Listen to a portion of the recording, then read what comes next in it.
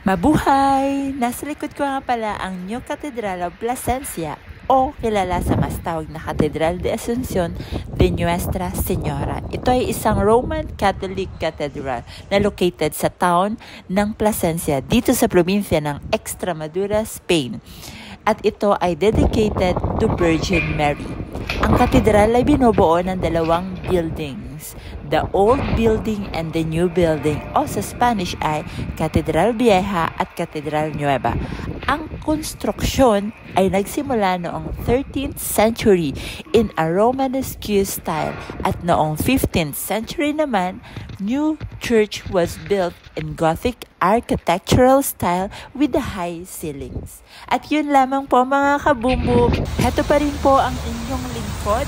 Maganda na. Kita-kits po tayo sa next video. Please like and subscribe. Ciao!